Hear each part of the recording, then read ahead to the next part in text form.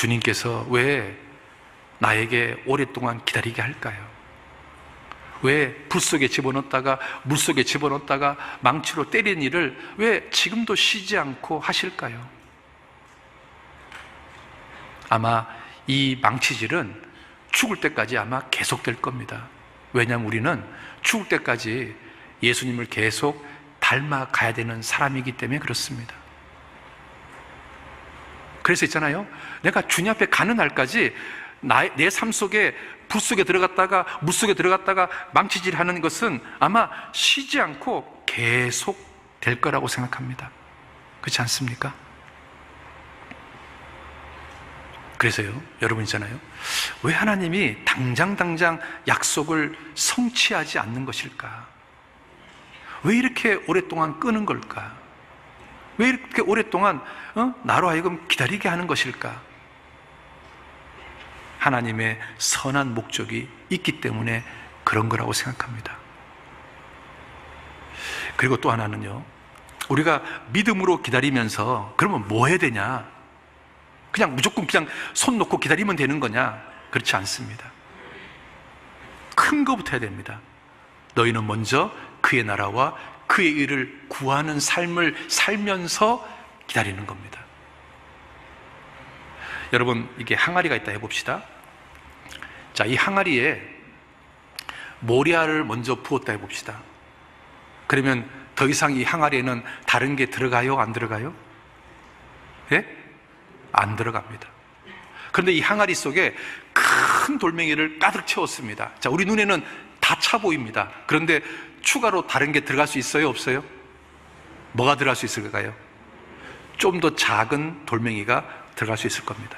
그 다음에 또요, 모래알도 들어갈 겁니다. 그 다음에 또요, 물도 들어갈 겁니다. 그럼 한번 가만히 생각해 보십시오. 이 항아리 속에 작은 것을 가득 채우면 큰 게 들어갈 수 있는 여지가 사라집니다. 그런데 이 항아리 속에 큰 걸 먼저 집어넣으면 세상에 있잖아요, 큰 것도 들어가고 작은 돌멩이도 들어가고 모래알도 들어가고 물도 들어가고 다 들어가는 겁니다. 우리가 기다리면서 뭐부터 해야 될까요? 작은 모래알부터 먼저 집어내야 될까요? 큰 거부터 집어내야 될까요? 너희는 먼저 그의 나라와 그의 의를 구하라. 그리하면 이 모든 것을 너희에게 더하시리라. 내가 만약에 이 인생의 항아리 속에 작은 모래알만 집어넣었다, 이제 주님 앞에 갖다 해봅시다. 주님께서 네 속에 있는 항아리 좀 끄집어서 나한테 좀 보여줘. 그럼 우리는 맨날 쓰레기만 꺼내야 되는 겁니다. 그런데 큰 거부터 만약에 집어넣었다면 주님께서 야, 네 항아리 속에 있는 거 꺼내서 나 좀 보여줘. 그러면 나는요, 하나님이 기뻐하실 만한 것들을 꺼내서 보여줄 수가 있다는 겁니다. 우리가 기다리면서 뭐 하면서 기다려야 될까요? 그리고요, 우리가요, 진짜 잘 기다릴 수 있는 비결은 믿음입니다. 믿음이 확고한 사람은 잘 기다립니다. 여러분, 기다림은 왜 실패하냐면 나한테 믿음이 없기 때문에 실패하는 겁니다. 너희가 선을 행하되 낙심하지 말지니 포기하지 아니하면 때가 이르매 거두리라. 때가 되면 거두는데 이걸 왜 우리가 못 거두냐면 낙심하기 때문에, 포기하기 때문에. 중간에요, 낙심이라는 글자와 포기라는 글자가 들어갔기 때문에 우리가 거두지 못하는 겁니다. 하나님께서 능력이 없어서 못 주는 게 아니고요, 내 편에서 낙심하기 때문에, 기다리지 않기 때문에 못 받는 겁니다. 여러분, 중국에 가면 모소라는 대나무가 있습니다. 이 대나무는 4년 동안 싹이 나오지 않습니다. 그러다가 5년 차가 되면 싹이 나오는데 하루에 30cm씩 자란답니다. 그리고 6주 만에 15m가 자란답니다. 자, 그러면 한번 생각해 봅시다. 여러분은 벼농사 짓는 사람이고 저는 대나무 농사 짓는 사람 해봅시다. 자, 제가 한 10,000평이라는 넓은 땅을 샀습니다. 여러분도 10,000평이라는 땅을 샀다 해봅시다. 여러분들은 이 만평의 땅에 벼를 심습니다. 근데 저는 그 만평의 땅에 대나무 씨앗을 쫙 뿌렸습니다. 여러분도 그 만평이라는 땅에 물도 주고 거름도 줍니다. 저도 똑같이 물도 주고 거름을 줍니다.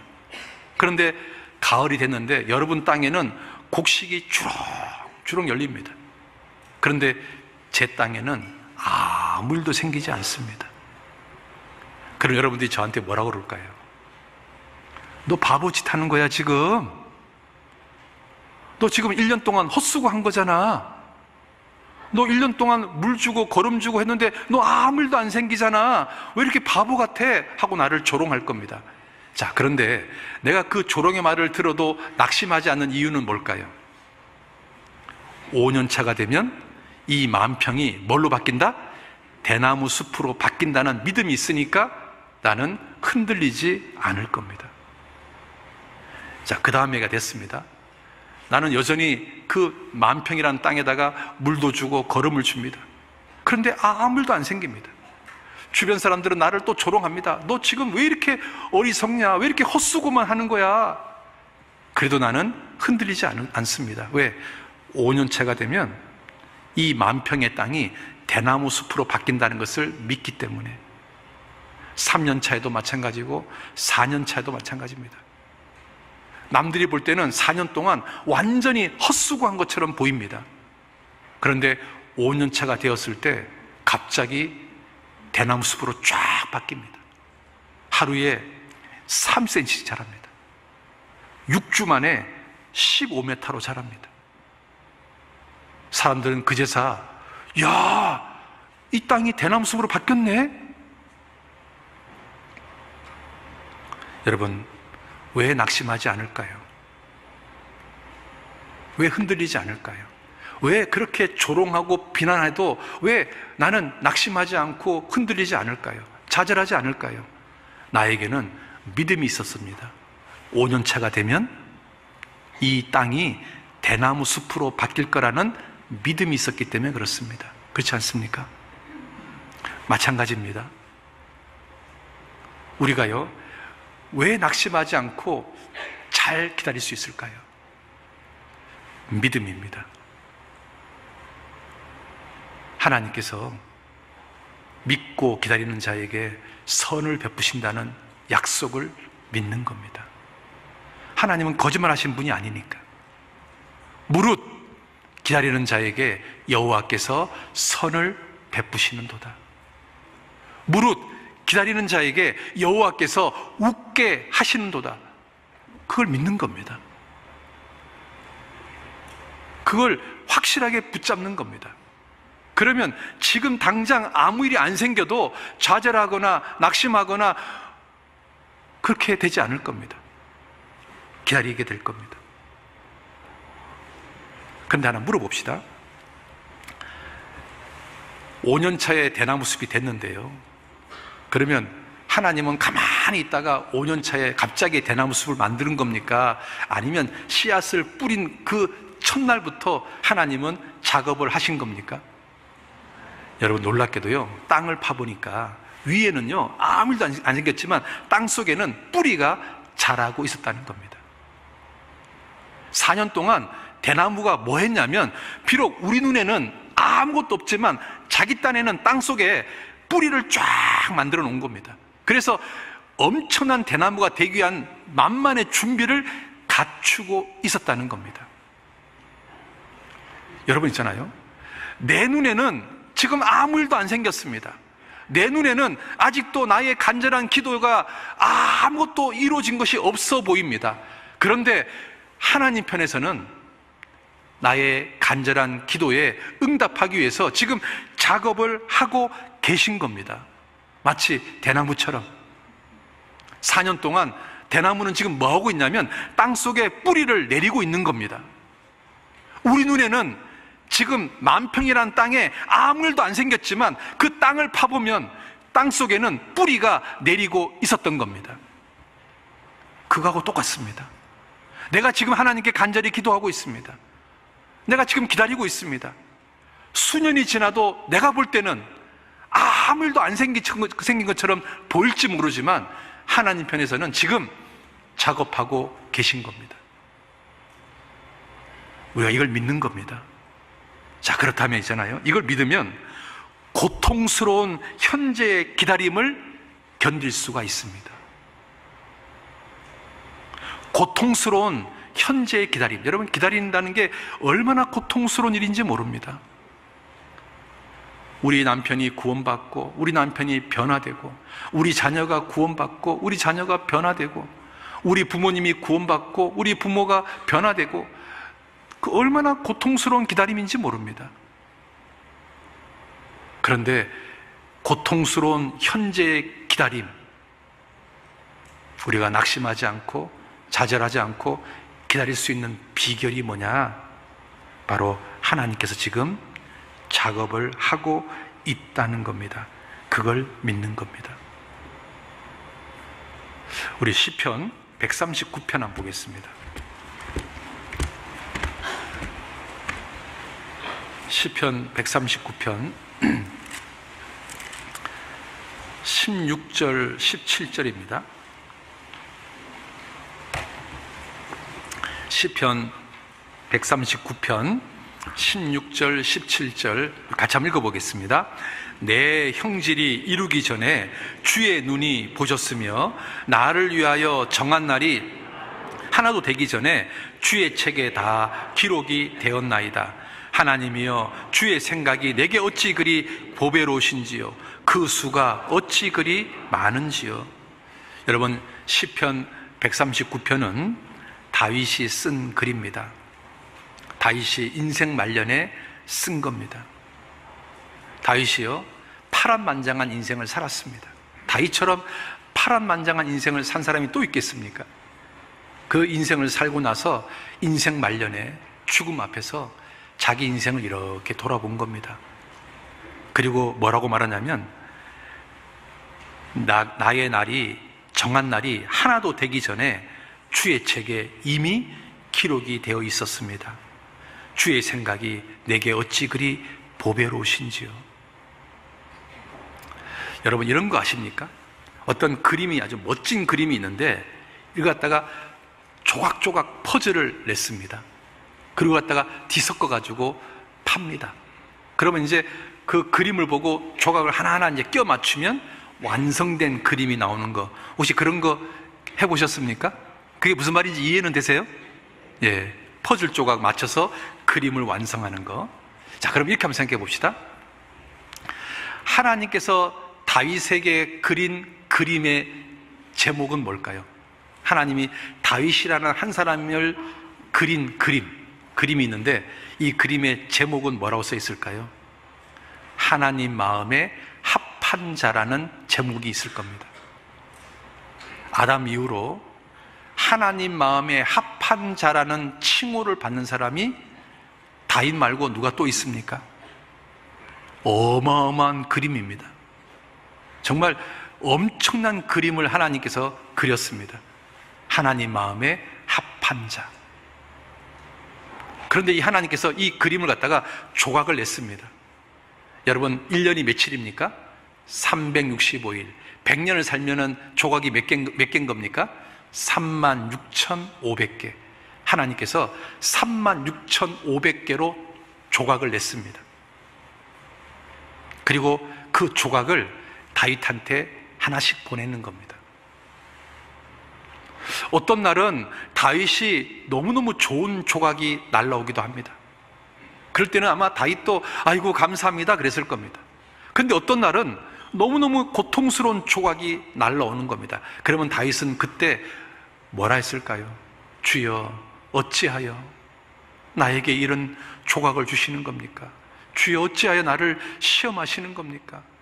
다윗도 사람이니까 고통스러운 조각이 날라왔을 때 좌절하고 낙담하지 않았습니까? 눈물 흘리지 않았습니까? 그런데 세월이 지나고 보니까, 자기의 인생의 그림이 완성되어서 보니까 하나님께서 다양한 종류의 카드가 있어야 된다는 것을 알게 된 겁니다. 다윗은 녹색, 파란색 이런 걸 좋아하는 겁니다. 다윗은 까만색, 회색, 보라색을 싫어합니다. 그런데 여러분, 그림이 완성되려면 녹색, 파란색만 필요한 겁니까? 까만색, 회색, 보라색도 필요합니까? 다양하게 필요한 거 아닙니까? 어느 날 다윗이 이렇게 생각하는 겁니다. 다윗이 한 집안에 막내로 태어났습니다. 여러분, 보통 막내는 어떻습니까? 막내는 천둥꾸러기 신세를 당하는 겁니까? 집에서 우쭈쭈 하는 겁니까? 네, 집에서 우쭈쭈 하는 대상이 막내입니다. 그런데 다윗이 있잖아요, 다른 집의 막내들은 다 우쭈쭈쭈쭈 하고 있는데 자기는 있잖아요, 뭐 하고 있냐면 양이나 소나 지키는 목동이 된 거예요. 여러분, 옛날이나 지금이나 목동이라는 직업은 가장 천한 직업인 거예요. 그런데 자기 형들은 엘리트 교육을 받고 있고 자기는 완전히 찬밥이에요. 지금 뭐 하고 있냐면 맨날 양이나 지키고 있는 거예요.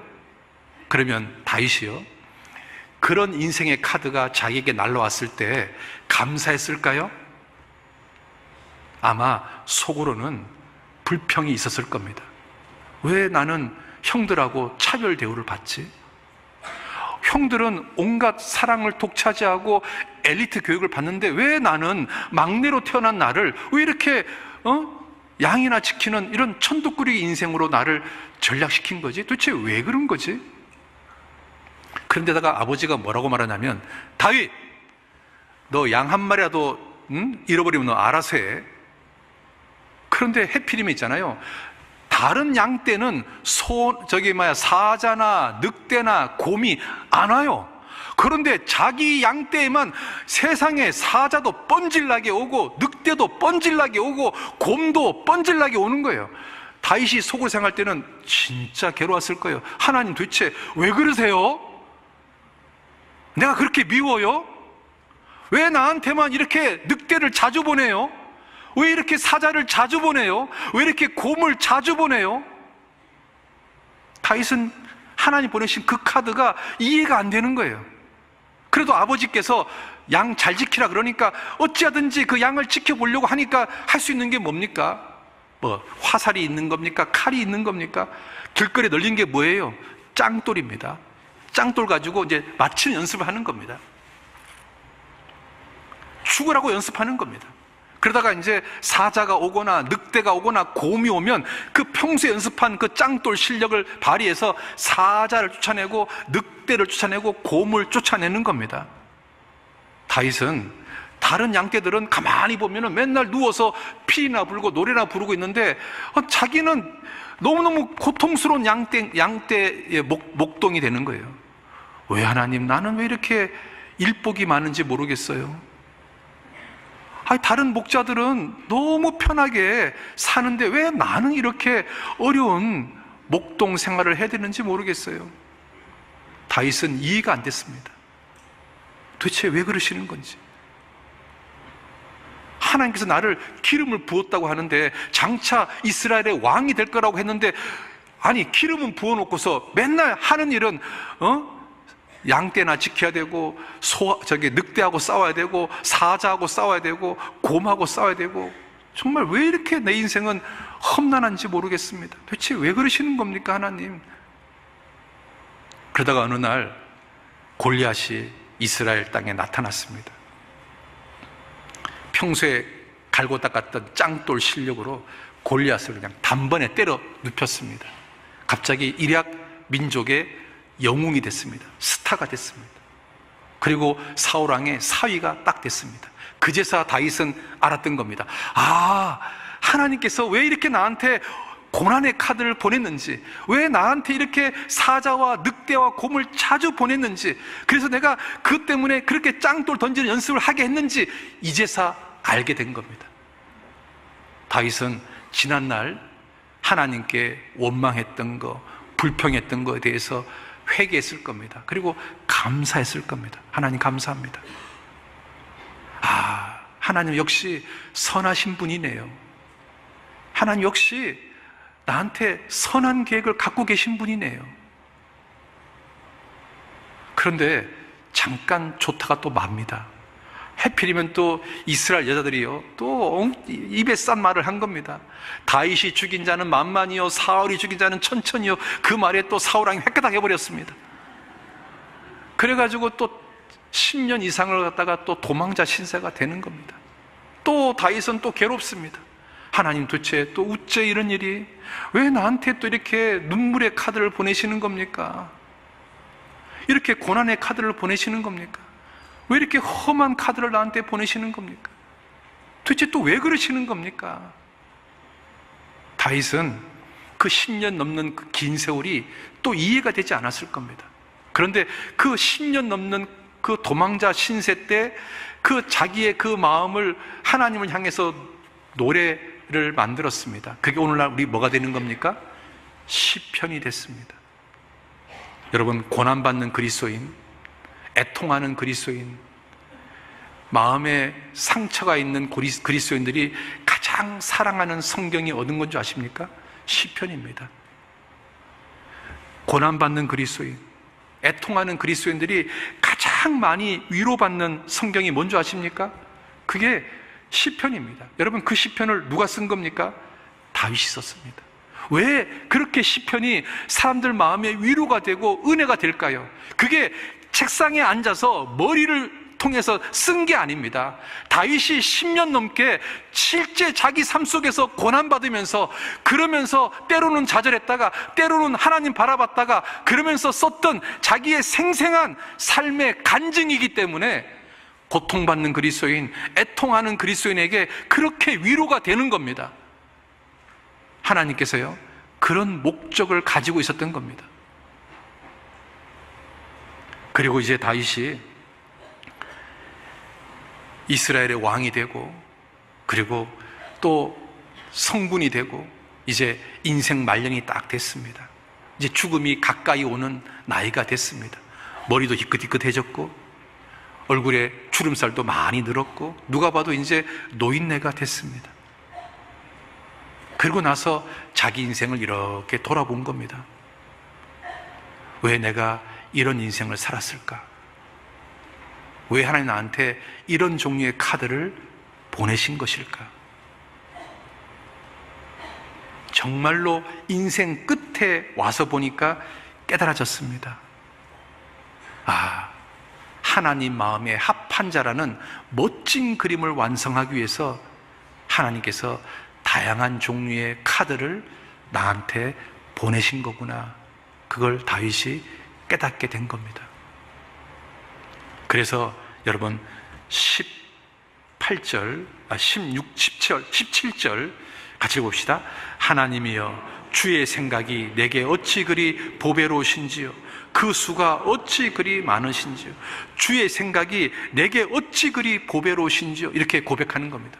주의 생각이 내게 어찌 그리 보배로우신지요. 제가 젊었을 때는 몰랐는데요, 주님, 내가 인생을 다 살고 나서 보니까 주님의 생각이 어찌 그리 보배로운지 이제 알았습니다. 미련 곰퉁이가 이제 알았습니다. 이제서 하나님의 그 선한 계획이 어디 있었는지 이제서 알게 됐습니다. 제가 젊은 시절에 투덜거렸던 거, 낙심했던 거, 울었던 거, 하나님 죄송합니다. 여러분, 우리도 그렇지 않을까요? 지금 당장은 이해되지 않고 납득되지 않지만 계속되는 고난, 기다림, 당장은 이해가 되지 않습니다. 그런데 세월이 정말로 많이 지나면, 정말 이제 인생을 정리할 나이가 되었을 때, 그때 가면 우리도 다윗처럼 이렇게 고백하지 않을까요? 주의 생각이 내게 어찌 그리 보배로우신지요. 주님 감사합니다. 주님이 나한테 고난의 카드를 보냈을 때, 골짜기를 통과하는 카드를 보냈을 때 제가 그때 감사하지 못하고 원망하고 좌절하고 낙심했던 그 모습들, 정말 주님 회개합니다. 주의 생각이 어찌 그리 내게 보배로우신지요. 우리도 아마 똑같이 말할 거라고 생각합니다. 그렇지 않습니까? 그래서 우리 있잖아요, 기다려보는 겁니다. 끈질기게 기다리는 겁니다. 믿음을 가지고 끈질기게 기다리는 겁니다. 그리고 그냥 가만히 기다리는 게 아니고 너희는 먼저 그의 나라와 그의 의를 구하면서 기다리는 겁니다. 무릇 기다리는 자에게 여호와께서 선을 베푸시는도다. 사람이 여호와의 구원을 바라고 잠잠히 기다림이 좋도다. 그렇게 돼 있지 않습니까?